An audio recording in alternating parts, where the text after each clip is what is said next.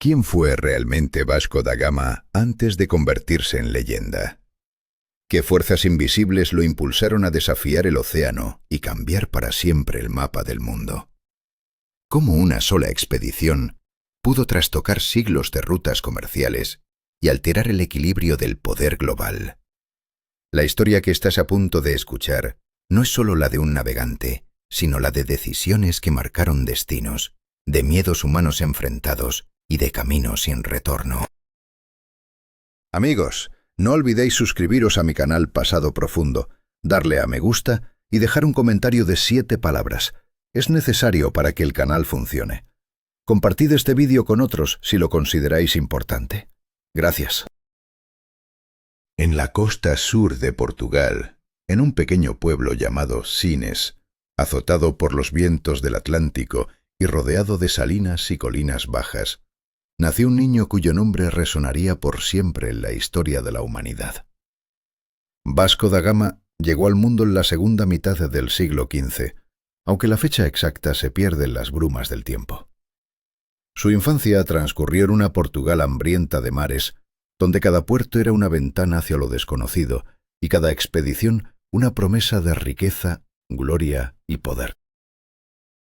El padre de Vasco, Esteban da Gama, pertenecía a la pequeña nobleza y era comandante de la fortaleza de Sines. Su cargo implicaba no solo la autoridad administrativa y militar sobre la región, sino también la defensa del litoral contra los piratas bereberes y la organización de la milicia local. Aunque la familia no era rica, gozaba de respeto y tenía un escudo de armas, protegido por la corona. La madre, Isabel Sodré, provenía de una familia influyente, con varios capitanes y navegantes entre sus miembros. En el hogar del joven Vasco, sin duda, se escuchaban historias de viajes, tormentas y tierras lejanas, relatos que alimentaron su espíritu inquieto y su destino inevitable. Poco se sabe con certeza sobre la niñez de Vasco, pero se presume que, como hijo de noble, recibió una educación acorde a su rango. Aprendió a leer y escribir, dominó el latín, la aritmética y los rudimentos de la astronomía y la navegación. Quizás comenzó en la escuela parroquial de Sines o en algún centro eclesiástico cercano, para luego continuar en Coimbra, donde se encontraba una de las universidades más antiguas de Europa. Fue en ese ambiente universitario lleno de ciencias y debates donde Vasco adquirió conocimientos sobre la mecánica de los cuerpos celestes, la geografía y la navegación. Portugal, en esos años, impulsaba con fervor la cartografía y las escuelas náuticas, especialmente en Sagres, bajo la influencia de los descendientes del infante Enrique el Navegante. Pero más que los libros, fue el espíritu de la época lo que moldeó al joven da Gama. Portugal, bajo el reinado de Juan II, había convertido el mar en una estrategia estatal. La búsqueda de una ruta marítima hacia la India era una obsesión nacional.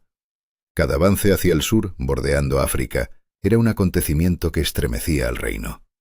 Los puertos bullían con barcos que traían oro, especias, tintes y relatos de tierras desconocidas más allá del Cabo de Buena Esperanza. Mapas que señalaban territorios inexplorados y rumores sobre los ricos mercados de la India alimentaban la ambición de Portugal. Vasco creció en un mundo donde la idea de viajar hacia lo desconocido dejaba de ser un sueño para convertirse en una misión de Estado. La familia da Gama estaba estrechamente ligada a la Orden de Santiago, una hermandad religiosa y militar que combinaba la defensa con la fe cristiana. El gran maestre de la orden era el propio rey Juan II, lo que otorgaba a la hermandad un poder político considerable. Gracias a esta conexión, la familia de Vasco gozaba de protección y respaldo, un apoyo crucial para quien estaba destinado a desafiar los límites del mundo conocido. Pero, ¿qué precio pagaría Vasco da Gama por esa ambición? ¿Qué sombras se ocultaban tras su primer viaje hacia la India? Sus decisiones no solo marcarían su vida, sino que abrirían una herida profunda en la historia del comercio mundial y las relaciones entre continentes. La historia de Vasco da Gama es la historia de una voluntad implacable, de una idea que se convirtió en ruta y de un hombre que, enfrentando el miedo y lo desconocido, cambió el curso del mundo para siempre. Si quieres descubrir cómo fue recibido en la India, qué ocurrió en su primer intento de contacto, por qué su segundo viaje fue brutal y despiadado, y cuál fue el legado que dejó, acompáñanos en Pasado Profundo. Aquí cada día desvelamos historias que estremecen y enseñan. Suscríbete y no te pierdas ni un solo capítulo de esta epopeya que aún resuena en los mares y en la historia. ¿Quién fue realmente Vasco da Gama en sus primeros años? ¿Era solo un joven más en una noble familia o alguien destinado a moldear el destino de un imperio? Su juventud estuvo marcada por un símbolo poderoso, un manto con la cruz de una orden sagrada, la misma que portó su padre. Esta herencia no solo le inculcó disciplina y sentido del deber, sino una visión inquebrantable: servir no a sí mismo, sino a la corona y a la patria. Sin embargo, ¿qué estaba preparando esa lealtad? El primer acto que nos revela a Vasco da Gama como un hombre en acción ocurrió en 1492, cuando el rey Juan II le confió una tarea oscura y decisiva: confiscar los bienes de los mercaderes castellanos que anclaban en los puertos al sur de Portugal, en represalia por la captura de barcos portugueses al norte de España. Sin alardes ni escándalos, Vasco ejecutó la orden con una precisión letal, mostrando una determinación y habilidad organizativa poco comunes. Era un episodio pequeño para la historia europea, pero para él fue la primera prueba de su capacidad para actuar bajo mandato real y alcanzar resultados. Pero el verdadero cambio estaba por llegar. En 1495 Portugal cambió de rey. Manuel I ascendió al trono con una ambición ardiente, decidido a continuar la epopeya de descubrimientos que su nación había comenzado. El sueño de llegar a la India bordeando África por mar se volvió una obsesión. En el Consejo Real surgió una pregunta que cambiaría el curso de la historia. ¿Quién se atrevería a liderar esta misión casi suicida? Vasco da Gama apareció entre los candidatos, un nombre sin fama todavía, pero con todas las cualidades necesarias para un desafío de tal magnitud. No era un hombre marcado por grandes victorias, pero sí por una herencia prestigiosa, experiencia naval, lealtad inquebrantable al rey, una voluntad férrea y un talento innato para comandar. Crucialmente, no estaba atado a los intereses mercantiles que muchas veces enturbiaban las expediciones. Él representaba al monarca, puro y directo. Así cerró la primera etapa de su vida, un tiempo de aprendizaje intenso, de génesis de un carácter forjado en la disciplina y el deber. Aún no había cruzado el Atlántico, ni afrontado el Índico, ni negociado con rajás lejanos, pero su mente y espíritu estaban listos para asumir un reto que definiría el futuro de un imperio. Por finales del último decenio del siglo XV, Portugal se encontraba al borde de una hazaña colosal. Décadas de exploraciones habían llevado sus carabelas cada vez más lejos, bordeando la costa africana. En tiempos de Enrique el Navegante, se crearon escuelas de navegación y se lanzaron expediciones pioneras. Bajo los reinados de Alfonso V y Juan II, se alcanzaron las desembocaduras de Senegal y el Congo, llegando incluso al extremo sur del continente. Bartolomé Díaz, desafiando tormentas colosales, dobló un cabo que sería llamado de la Buena Esperanza, un símbolo de la promesa de un camino seguro hacia la India, evitando los intermediarios musulmanes por tierra. Pero con la muerte de Juan II en 1495, el trono pasó a Manuel I, un rey cuya alianza con las órdenes militares reforzaba el poder político y con ello el destino de Vasco da Gama. Fue esta conexión con las órdenes la que brindó a la familia de Vasco un apoyo tangible y un amparo invisible. Probablemente usó el manto cruzado en sus primeros años no solo como un emblema, sino como un recordatorio constante de que su misión iba más allá del hombre. Servía a la nación y a un propósito mayor. Cada paso, Cada decisión estaba impregnada de esta convicción, aunque aún desconocía las tormentas que tendría que enfrentar en mar abierto y en su propia alma. Aquel primer encargo en 1492 no fue simplemente un acto de justicia punitiva, sino la primera piedra en el edificio de una carrera marcada por decisiones que no admitían marcha atrás. Vasco respondió sin vacilar a la orden real, demostrando que podía ejecutar con frialdad y eficacia, cualidades imprescindibles para la odisea que le esperaba. Sin embargo, la verdadera prueba estaba aún por comenzar. Atravesar océanos desconocidos, enfrentarse a lo impredecible y cargar sobre sus hombros el destino de toda una nación. Mientras Portugal soñaba con la India, las naves corrían bajo cielos abrasadores del Atlántico Sur, un vacío inmenso donde no se avistaba tierra durante semanas. Los vientos parecían jugar con el destino, y el calor aplastaba la voluntad de hombres que se aferraban a un solo objetivo, conscientes de que cada decisión podría costarles la vida. Este era el preludio de una aventura definitiva, una que cambiaría para siempre el mapa del mundo y el equilibrio del poder. ¿Podría Vasco da Gama resistir la presión, la soledad y el miedo y cumplir la misión imposible que le había sido confiada? Si quieres conocer cómo se forjan los imperios y se escriben las páginas más dramáticas de la historia, no te pierdas los próximos episodios. Suscríbete a Pasado Profundo y acompáñanos en este viaje que desafía los límites humanos y traza el curso de la humanidad. ¿Cómo enfrentarían los hombres el abismo del océano sin rumbo? ¿Qué pasaría cuando el miedo más profundo se apoderase de los corazones más valientes? La flota de Vasco da Gama sufrió la lenta agonía del deterioro. Los alimentos se descomponían, el agua en los barriles se estancaba y la humedad convertía la ropa en trapos podridos. La podredumbre se extendía en las bodegas, transformándolas en un refugio de moho y desesperanza. El calor se volvió insoportable, la atmósfera opresiva y la diarrea comenzó a arrasar entre los marineros. Cada día crecía la ansiedad, incapaces de controlar la incertidumbre, alejados de la tierra firme, con el temor constante de perderse en la vasta inmensidad del océano. La fatiga mental comenzó a minar incluso a los hombres más resistentes, quienes ahora enfrentaban a un enemigo invisible y aterrador: la propia desesperación. Una noche, el mar desató su furia y la flota fue dispersada por una tormenta brutal. Vasco da Gama perdió el contacto visual con los demás navíos durante horas interminables.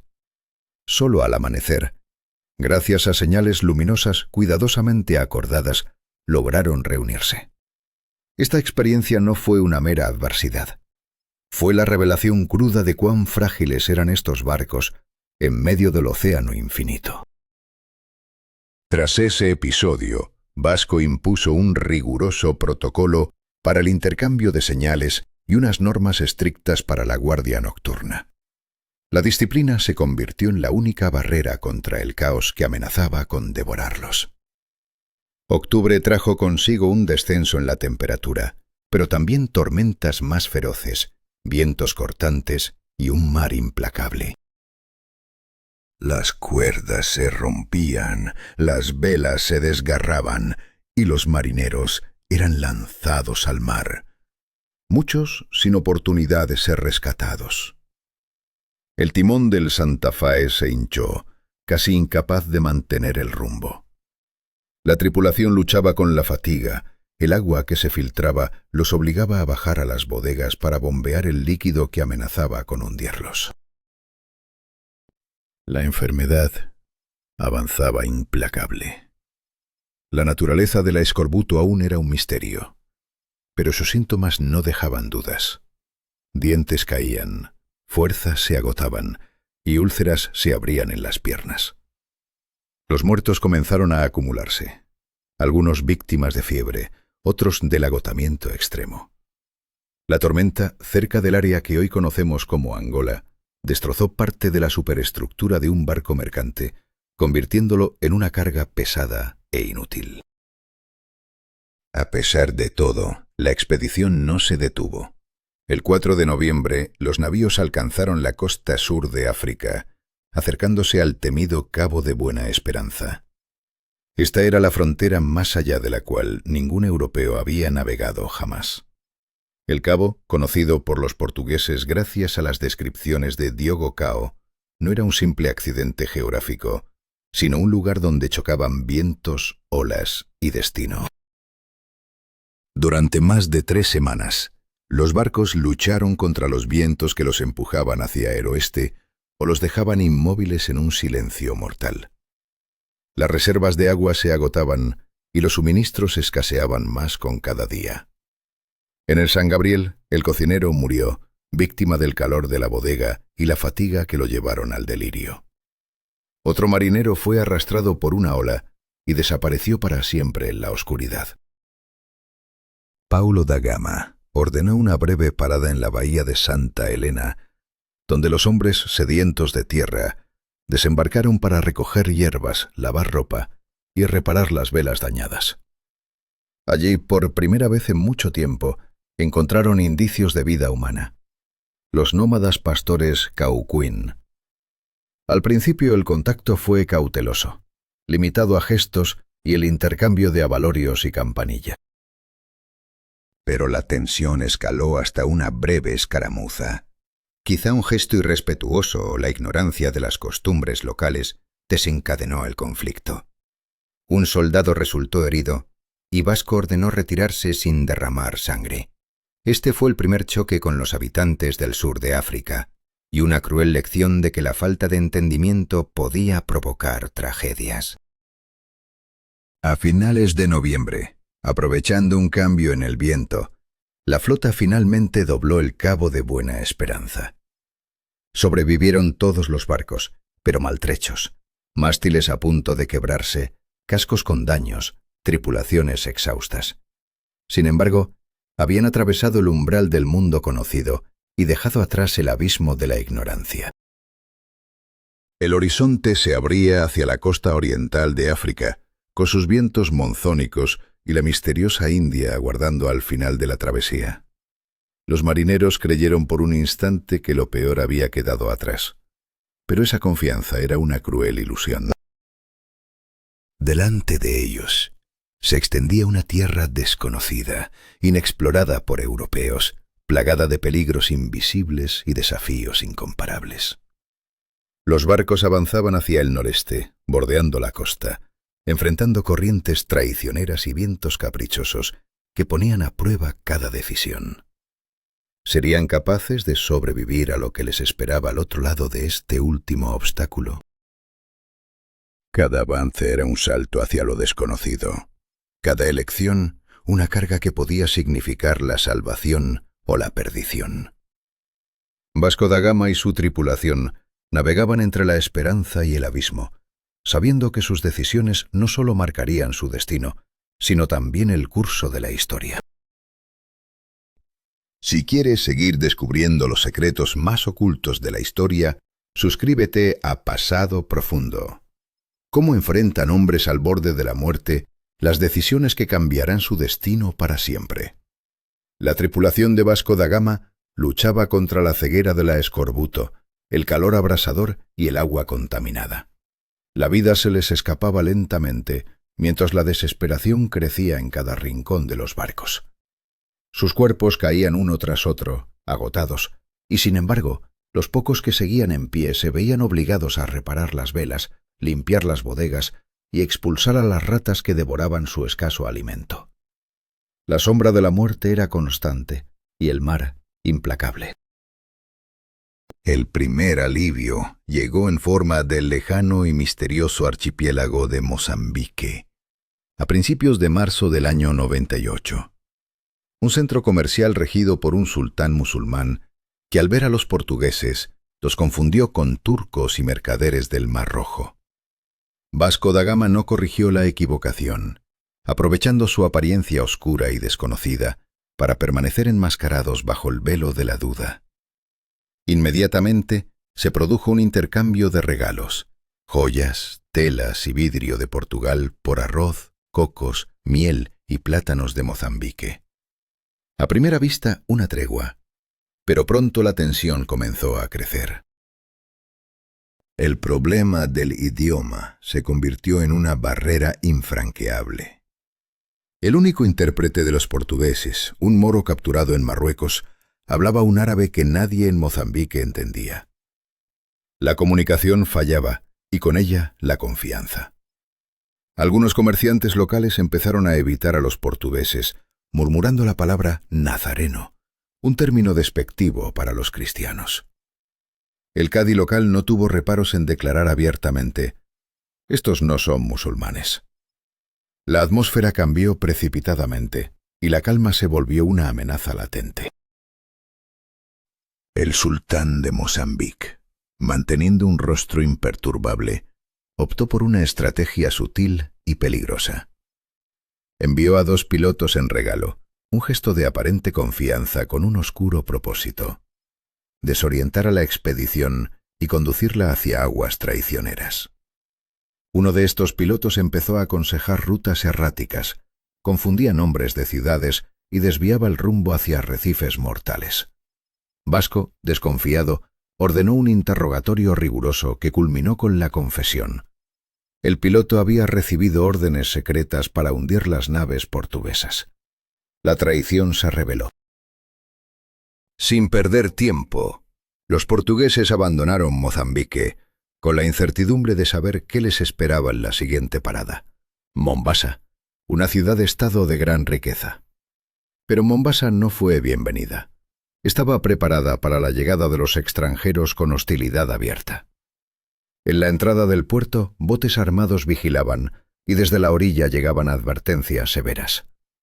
La noche se tornó en una pesadilla, cuando sombras con antorchas y cuerdas trataron de acercarse para incendiar los barcos. La tripulación reaccionó con disparos de arcabuces y cañones, ahuyentando el ataque silencioso. La decisión fue clara: era peligroso quedarse. El siguiente destino no era menos incierto: Malindi, una ciudad antigua enemiga de Mombasa que buscaba aliados para enfrentarse a ella. Al acercarse, los exploradores portugueses fueron recibidos con regalos y mensajes de paz: frutas, telas y animales pequeños, muestras de hospitalidad y esperanza. Las negociaciones comenzaron rápidamente. Aunque Da Gama desconfiaba, comprendió que aquí podría encontrar un socio, un respiro en este mar de amenazas. Bajó a tierra, consciente de que cada paso era una apuesta con el destino. En las bodegas de los barcos, los sacos de pimienta, canela y otras especias no eran abundantes, pero suficientes para transformar un viaje peligroso en un camino hacia la gloria. No solo habían abierto la ruta hacia la India, sino que ahora poseían la prueba tangible de que ese camino podía traer riquezas inimaginables a Lisboa. La expedición, marcada por pérdidas y traiciones, empezaba a justificar su existencia. Pero el verdadero desafío aún esperaba en el regreso, pues en alta mar la batalla por la supervivencia continuaría sin piedad.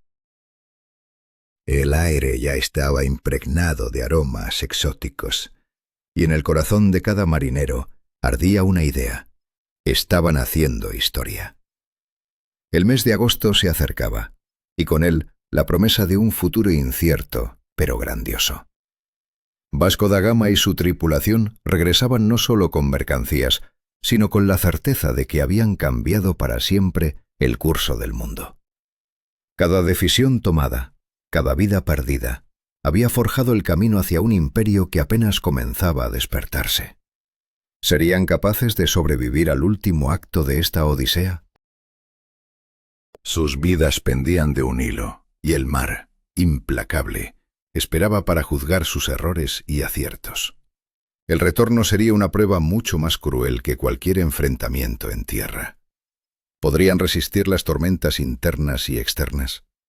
La historia estaba escrita con tinta de sacrificios y valentía, y ellos, sin saberlo, ya eran leyenda. La expedición de Vasco da Gama no solo abrió un camino hacia Oriente, sino que abrió la puerta a la eternidad. Si quieres descubrir cómo terminó este viaje épico y qué destino aguardaba a los valientes que se atrevieron a desafiar el océano y las sombras, suscríbete a Pasado Profundo y acompáñanos en la siguiente entrega de esta serie inolvidable. La historia está viva y la aventura continúa. ¿Hasta dónde estaban dispuestos a llegar los hombres de Vasco da Gama? ¿Qué precio pagarían para abrir un camino hacia el lejano oriente? En el último tramo de esta odisea, el destino pendía de un hilo entre el éxito y la derrota. La flota portuguesa partió de la costa de Malabar con las bodegas cargadas de especias y en sus manos cartas que hablaban de agotamiento, hambre y sufrimiento. Cada palabra escrita era una confesión silenciosa de la dureza de la lucha y del costo humano detrás de la victoria. Pero la verdadera prueba aún no había comenzado, y el mar guardaba sus secretos con una tensión insoportable. La misión principal estaba cumplida. El camino hacia la India se había abierto, aunque sin un acuerdo formal. Sin embargo, lo logrado era suficiente para probar en Lisboa que la ruta no solo estaba despejada, sino que también prometía riqueza y poder. Este logro transformó la incertidumbre en convicción entre los portugueses. La expedición se había justificado a sí misma. Pero en la sombra de este éxito se ocultaba la terrible pregunta: ¿serían capaces de sobrevivir al regreso, al viaje que pondría a prueba no solo sus barcos, sino sus almas y su voluntad? Podían imaginar los marineros lo que les esperaba en las aguas que los vieron partir. Mientras la flota navegaba alejándose de la costa, un aroma embriagador de especias impregnaba el aire, como un preludio a la gloria. Sin embargo, en sus corazones se alojaba un pensamiento inquietante. Habían entrado en la historia, sí, pero ¿a qué costo? Los rostros de aquellos hombres reflejaban la mezcla de orgullo y miedo, la certeza de que la verdadera batalla por la supervivencia apenas comenzaba. En el final del mes de agosto, la flota portuguesa se lanzó al mar, dejando atrás la costa de Malabar con el botín de su victoria. Los sacos de especias eran más que mercancía, eran símbolos de una era que cambiaba para siempre. Las cartas de los hombres, exhaustos y famélicos, hablaban de sacrificios inimaginables y decisiones irreversibles. Cada paso dado en este viaje había sido una apuesta al futuro, una decisión que marcaría el destino no solo de una expedición, sino de una nación entera. El camino hacia la India, aunque comenzado sin promesas escritas, había abierto una puerta que nadie podría cerrar. En Lisboa, las dudas se disipaban ante la evidencia tangible de la riqueza transportada en esos barcos. La historia había sido escrita con sudor y sangre, y los portugueses no podían permitirse el lujo de retroceder. La exploración ya no era solo un acto de curiosidad, era un compromiso con un futuro incierto y peligroso, lleno de riesgos que solo la determinación podría superar. Pero el verdadero desafío aguardaba en el horizonte: el regreso. La flota debía enfrentar tormentas, hambre y la constante amenaza de la muerte en alta mar. Cada marinero sabía que el viaje de vuelta sería más cruel que la llegada. El olor de las especias en las bodegas contrastaba con el temor que impregnaba el aire, un recordatorio constante de que cada victoria tiene su precio y que la historia no perdona a los que titubean. El destino de estos hombres y de Portugal mismo dependía ahora de su resistencia y coraje. Así, la flota avanzó, navegando no solo sobre aguas peligrosas, sino sobre el filo mismo del destino.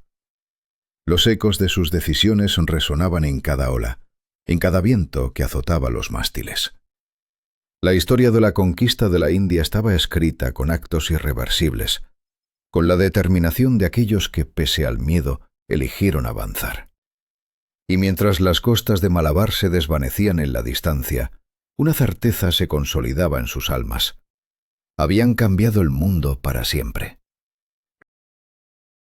Si quieres descubrir cómo terminó esta épica travesía y qué consecuencias tuvo para el mundo, no olvides suscribirte a Pasado Profundo. La historia continúa, y cada decisión aún resuena en el tiempo. ¿Hasta qué punto una sola expedición puede cambiar el destino de una nación? ¿Qué precio están dispuestos a pagar hombres y mandos por abrir un camino hacia lo desconocido?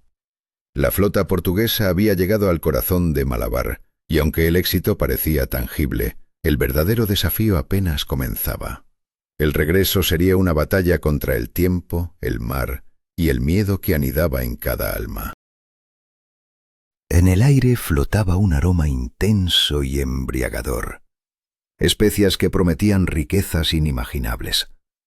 Los marineros, agotados y heridos por la travesía, sentían el peso de la historia en sus corazones. Sabían que no solo transportaban mercancías, llevaban consigo el legado de una era que cambiaría para siempre el comercio y la política en Europa. Sin embargo, cada saco de especias cargaba también el sacrificio de vidas y voluntades. El mes de agosto fue testigo de una despedida cargada de emociones en la costa de Malabar. La flota portuguesa zarpó con el botín tan esperado: sacos llenos de especias, cartas que recogían la voz de hombres exhaustos y cuerpos marcados por el sufrimiento. Ellos comprendían que esta victoria era frágil, conseguida a un coste que pocos conocerían realmente. Se abría un nuevo capítulo, una puerta hacia la India que jamás podría cerrarse. Aunque sin un acuerdo formal con los líderes locales, la apertura del comercio fue un triunfo rotundo. En Lisboa se podía probar que la ruta hacia la India no solo existía, sino que era capaz de llenar las arcas reales con riquezas jamás vistas. Esta certeza disipó dudas antiguas y cimentó la convicción de que la expansión portuguesa era irreversible. Fue un golpe maestro que cambió las reglas del juego para siempre. Pero la confianza no borraba la realidad. El camino de regreso era un abismo por cruzar. La incertidumbre y el miedo se apoderaban de cada marinero. El océano, implacable y silencioso, aguardaba con sus tormentas y traiciones. Cada decisión era una apuesta contra la muerte y el fracaso. La historia no perdonaría a los que titubearan ni a los que olvidaran el precio de esta gesta. Mientras tanto, en septiembre, Diogo López de Sequeira desembarcó en una tierra que ya no era la misma que recordaba. Su llegada fue recibida con desconfianza. Un nuevo grupo de funcionarios, más jóvenes y con intereses propios, cuestionaban la autoridad y las decisiones de Da Gama, el hombre que había forjado este imperio de especias y sangre. La figura del virrey era respetada, sí, pero también temida y rodeada de tensiones latentes. La acción no tardó en llegar.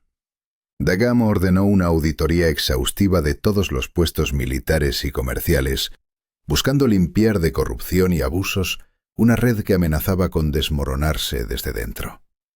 Se revisaron contratos, se ajustaron impuestos y se expulsó a varios funcionarios corruptos. Uno fue arrestado, acusado de comerciar en secreto con mercaderes musulmanes, desafiando las órdenes del rey. Este movimiento mostraba que la lucha por el control era tan dura como la conquista misma. No era solo una batalla contra enemigos externos, sino una guerra interna por el alma y el futuro de la empresa portuguesa en India. En Cochín, el tesoro público reveló faltantes inquietantes y la desconfianza comenzaba a enraizarse en el seno del virreinato. Cada decisión tomada por Da Gama era un paso en un terreno minado, donde un error podía desatar la destrucción total del imperio recién inaugurado. El eco de estas acciones resonaba más allá de las costas indias. La corona portuguesa observaba con cautela e impaciencia, consciente de que la ruta hacia la riqueza estaba abierta, pero que la batalla por mantenerla recién comenzaba. La historia se escribía con tinta de sacrificios y sombras, y cada día traía consigo la pesada carga de decisiones que cambiarían el destino de imperios. ¿Podría esta flota regresar con vida y con su carga intacta? ¿Serían capaces los hombres de Da Gama de resistir la tormenta humana y natural que se avecinaba? El futuro pendía de un hilo delgado y tenso, sobre aguas turbulentas que reflejaban el miedo y la esperanza mezclados. La historia no perdonaría errores, y en cada rostro se dibujaba la pregunta inevitable: ¿a qué precio la gloria?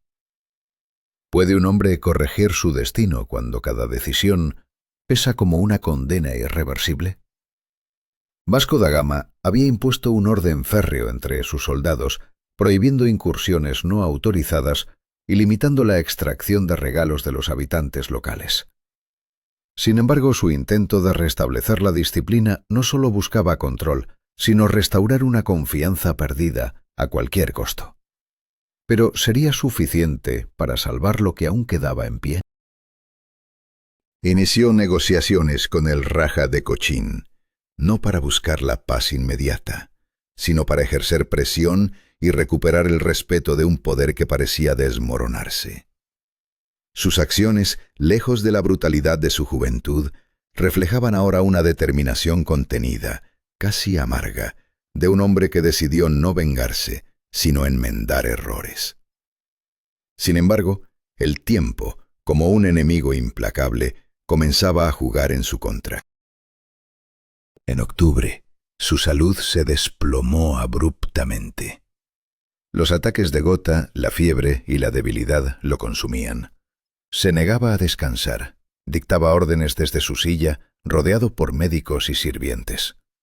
Sabía que sus días estaban contados, pero su mente seguía aferrada al deber. En noviembre envió cartas a Lisboa, suplicando al rey que continuara su obra y castigara a quienes traicionaran la corona.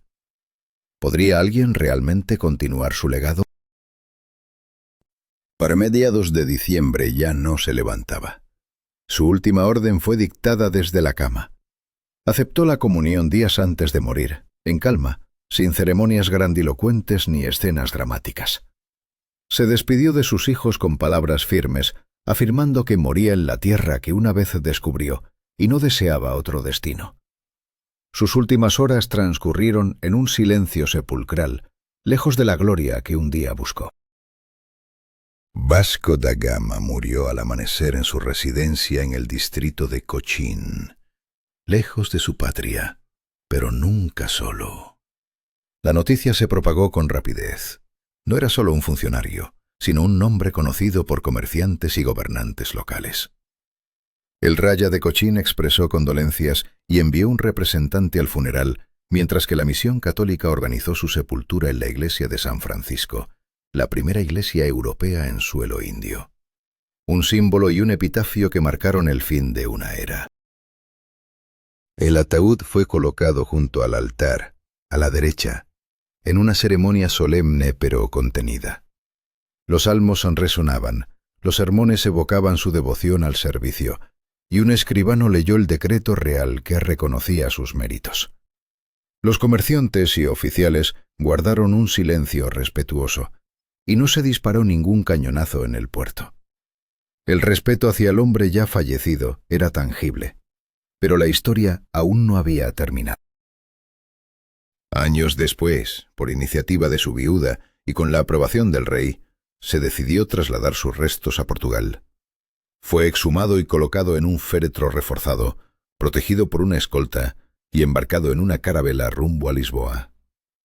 El viaje fue largo, pero sin incidentes, una travesía que reflejaba el peso de su legado y la reverencia de una nación que aún buscaba consuelo en sus héroes. Al arribar a Portugal, su cuerpo fue trasladado solemnemente a Vidigueira, la ciudad ligada a su título nobiliario y donde se encontraba la capilla familiar. Allí fue enterrado en una capilla especialmente construida, con una lápida que llevaba una epígrafe en portugués, adornada con escudos familiares y símbolos de la Orden de Cristo a la que perteneció. Pero incluso este reposo no sería definitivo. En el siglo XIX, cuando Portugal buscaba reavivar su grandeza y forjar símbolos de unidad nacional, se decidió trasladar sus restos al monasterio de los Jerónimos en Lisboa. Este monumento arquitectónico, emblema de la época y del espíritu que Vasco da Gama representó, se convirtió en su última morada. Allí, en un sarcófago de mármol adornado con bajorrelieves, descansó finalmente uno de los mayores navegantes de la historia. Pero la historia de Vasco da Gama no es solo la de un explorador o un administrador. Es la crónica de decisiones inevitables, de un hombre enfrentado a sus limitaciones y a la implacable marcha del tiempo. ¿Qué precio tuvo su legado? ¿Vale la pena el sacrificio cuando la muerte acecha en cada paso? Estas preguntas resuenan en el eco de su destino. Si esta historia te ha atrapado, no olvides suscribirte para descubrir juntos otras vidas marcadas por decisiones que cambiaron el curso de la historia.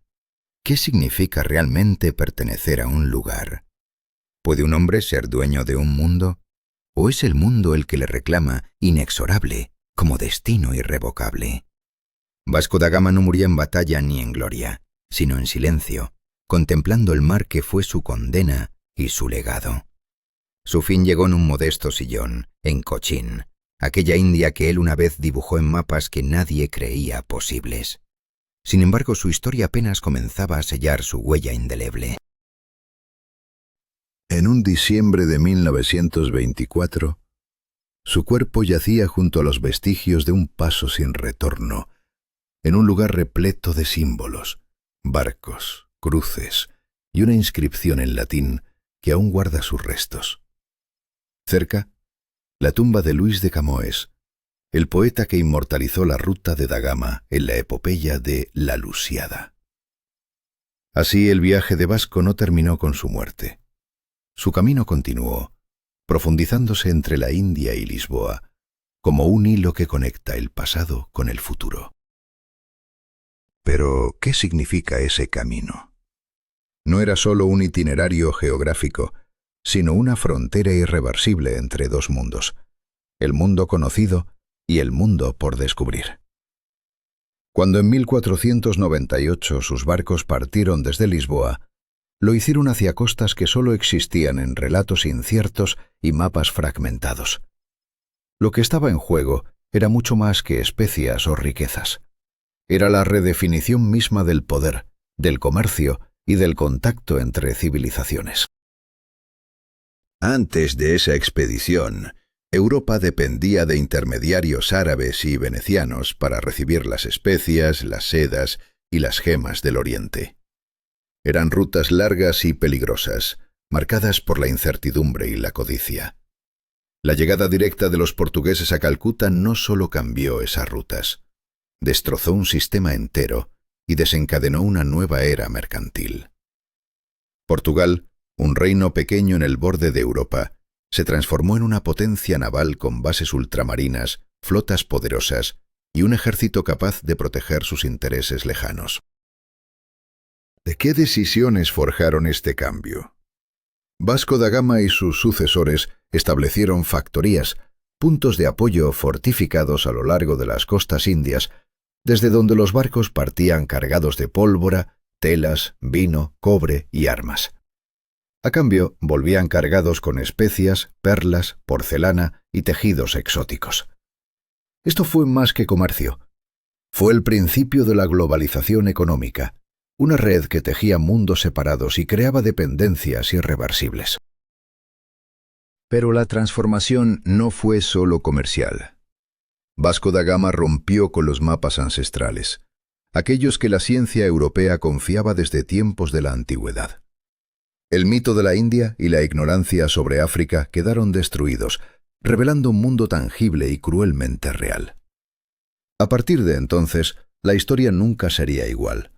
El mar dejó de ser un límite para convertirse en un puente, pero también en una frontera peligrosa donde se jugaban imperios y destinos humanos.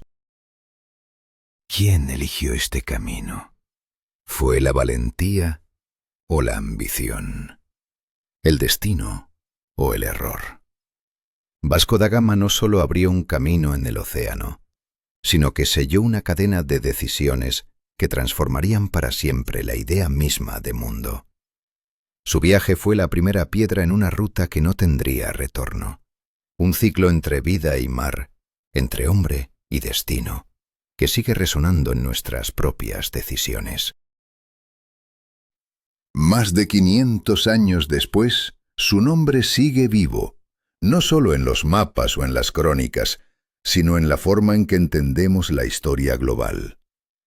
La ruta que trazó fue un acto irreversible, lleno de miedo, riesgo y gloria, que cambió para siempre el equilibrio de fuerzas en el planeta. Vasco da Gama no solo conectó puertos, conectó eras, culturas y destinos. Si